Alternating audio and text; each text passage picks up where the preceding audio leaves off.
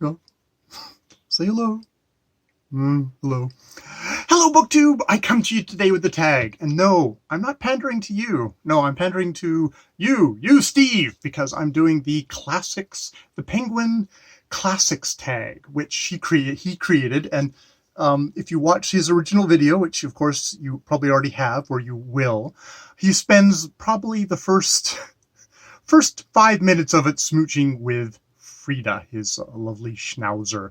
So I thought, in tribute to that, I would have my own little snuggle fist and tongue nostril cleaning session with little Shira here, who, yes, hi Shira, see, that's all those folks out there. This is why I stand in this room and talk very loudly.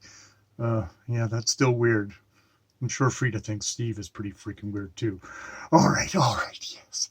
Okay. So yes, that's my tribute number 1 to Steve. Okay, you can get down.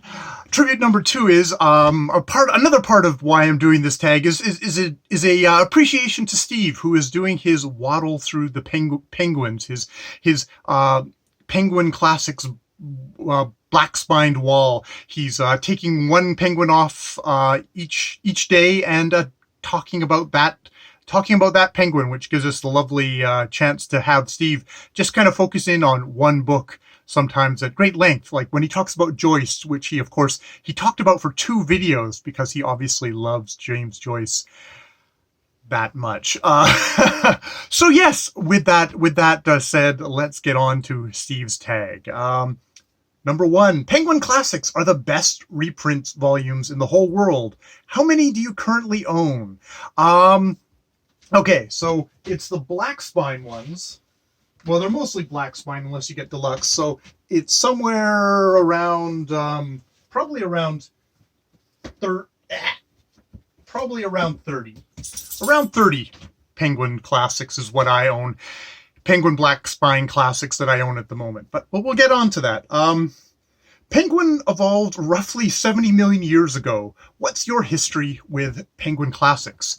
Well, my history with Penguin Classics is sort of my history with Penguin, because as a child, growing up with my parents, who were my father was from Scotland and my mother was from London, England, Glasgow and London.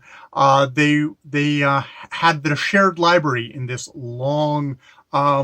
It's a kind of a long closet. It was probably basically used for like preserves and stuff like that, which actually ours did have a few preserves. But the majority of those shelves were used as their kind of common library.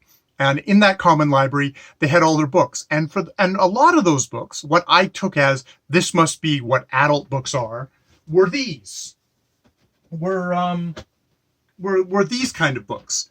The orange spine penguins. These is a lot of Evelyn Waugh, P.G. Wodehouse, well, some other stuff down here, but that sort of thing. That's what I took as this is what adult books are. So very early on, when I thought of a book, I thought of that orange spined penguin books, and so that's. And, probably within there was also a couple of the black spine, though my parents maybe weren't as much into the black spine classics as they were into just probably what are more just kind of the regular books being published in England in the 70s and stuff like that. So yeah, it's definitely, it's kind of my personal connection to Penguin is very much an omnipresent bit of my life. Number 3, the Penguin's classic logo is, of course, a penguin, the world's most famous flightless bird. What's a classic that just didn't take flight for you? Not to beat a dead horse, which I, of course, already did. That would be probably Cousin Bet. And Cousin Pawns, which I've done a review on, and someday I will actually probably just put it up unlisted somewhere. But yeah, Cousin Bet, it's where I'd read earlier Balzac, and I really enjoyed it, like in university. But when I came back to this, I found a worldview, kind of an orientation on humanity, as basically kind of as damned. I think is damned. Trying to how much this will now stick in my head, but as damned, and it really rubbed me the wrong way. So there is a classic, undoubtedly well written and all that just did not take flight with me. Hi, Brian. Number 4, the emperor penguin is the most recognizable species, but the Adelie is everybody's favorite. What is your favorite penguin classic? And, not to be repetitive, but to be repetitive, that would be Kristin Lavransdatter by Sigurd Undset. This is a Penguin Classics deluxe edition. So I guess it's still sort of black spine, but it's when they pull out all the stops on a novel. And this is a new translation of Sigurd Undset, which they've I don't know if they're the initial commissioners of this translation, but yeah, this is the one. Sigurd Undset is this is published in like the 40s or the 30s. Ooh, if it was in the 40s, it could even answer an earlier question of mine. But I think it was the 30s or the 20s actually. This is follows Kristin Lavransdatter, a 14th century Norwegian woman, through her life, and really immersive and really beautiful. And I have tons and tons of reviews and lots of gushing about that. So this would most definitely be one of my more recent Penguin classics to have read and enjoyed, and to probably, yes, love above all others at the moment. And number 5, Penguin Classics began in 1946 with EV Rieu's translation of the Odyssey. What is your favorite book from 1946 or the 40s in general? I went back and I looked at that thing and think, oh, I'm kind of really poorly read from the 1940s. So I picked, for 1946 specifically, John Hershey's Hiroshima. There was not a big list, but I've read John Hershey's Hiroshima, all about those days after the bombing of Hiroshima and the effects of that on the population, like really ground level descriptions of the effects of that bomb, and of these being, the first atomic bomb being used on human beings. And it was a book that definitely did stick with me. So yeah, that would be my pick for 1946.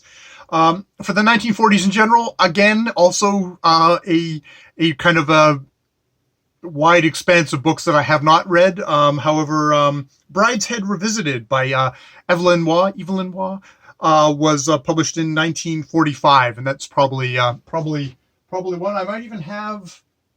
Do I have it here? I might not actually have it here, because the annoying thing is, when I read it the first time, I read it and I got to the very final page, and the final page wasn't there, and I had to track it down. That almost killed the book for me in a way, because it's just like I missed the last page. It was very, very frustrating, but it was also just a really great, beautifully written book. Really, really good book. I like that one. And number 6, short but sweet, from Mr. Donoghue. Penguin Classics tries to enshrine the classics of literature. Name some books you'd like to see enshrined. And for this, where did I put them? For this, I picked some science fiction books. There they are.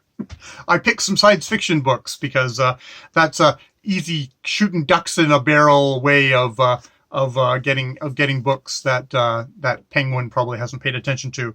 Probably Samuel R. Delany would be a good pick. Trouble on Triton. This one's got a foreword by Kathy Acker in it, so you could just take this wholesale and turn it into a Penguin. Samuel R. Delany, a great science fiction writer, kind of in the peak in the 70s. I believe he's still alive. Just a really mind trip of a book. It's one of those books where you have to learn how to read the book, and it's like difficult to get into. But once you get into it and you get on its wavelength and you allow it to take over your brain, it really does that. So there's one. Probably in a similar vein, and it would just tickle me to have Timescape books make the jump from Timescape books to pocket books. It would be Gene Wolfe and his trilogy of the New Sun. It's the Book of the New Sun trilogy. The first 3 books, which are The Shadow of the Torturer, The Claw of the Conciliator, and The Sword of the Lictor, which are seemingly fantasy books. They're actually science fiction books. Is another one of those mind trip of books, in the sense of exactly how deeply from the point of view of the main character they are. A very dislikable guy who you should definitely don't take it. You should not be taking his word for everything, but he does record things, and it's one of those things where it's forcing the reader to do the thinking for it. So yeah, that would be my second thing. And Gene Wolfe has recently passed away, unlike Samuel R. Delany, who is still alive. So he's safely dead. So I guess that's where you start getting into the classics zone. The author is no longer there to poke at people to say I'm great. The books have to actually stand on their own, which is the big jumping off point, which 99.9% of books don't pass with the passing of time. So yes, those are the things.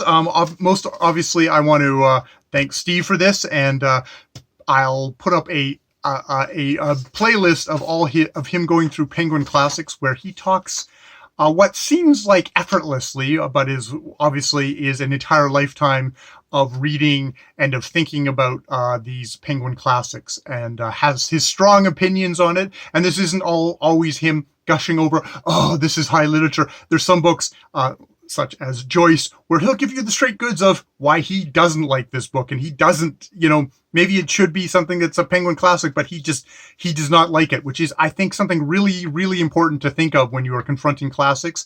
It's like, yes, it might be a classic, but it doesn't mean it's going to be classic for you. I fully accept that Balzac, Cousin Bet, is a classic. That doesn't mean I have to like it. And I can just put that aside and walk away. I don't have to torture myself saying I'm wrong because I don't like this book. If you don't like a book, you don't like a book. But he can also kind of point out and give you really great kind of access points of, like, you've always thought about certain kind of works of literature, like, oh, I've always kind of wanted to do that, but it's felt intimidating. He is a great one to listen to him talking about stuff, because he's going to give you a very accessible, a very grounded way of getting into something that might seem ancient and old and imposing, when it's, no, this is written by another human being who wanted to communicate with other human beings, who wanted to communicate with you. So yes, that's my yay Steve speech. People I'm going to tag. I'll tag some people who videos I've been watching lately. Amy from the Dusty Bookshelf, talking about J.M. Barrie, Little Bird, Little Wing. I can't remember the book, but that really interesting review. Lindsay Reeds, who just always has these kind of wonderfully kind of entertaining kind of wrap-up videos of her week's reading. A lot of romance books in there. She's also a great non-fiction person. Steve is also great for his non-fiction. Roz at Scandi Dangling about the books. She and Tilly, her daughter, have been doing a whole thing on playwrights, on plays, and they actually pointed me towards Two Governors. What's it? One servant, two governors. I'll put it down below what it is, but it was just a really fun play done on YouTube, maybe off of YouTube by now. That was just hilarious. That I really enjoyed. Yes. This is what happens when I talk off the top of my head.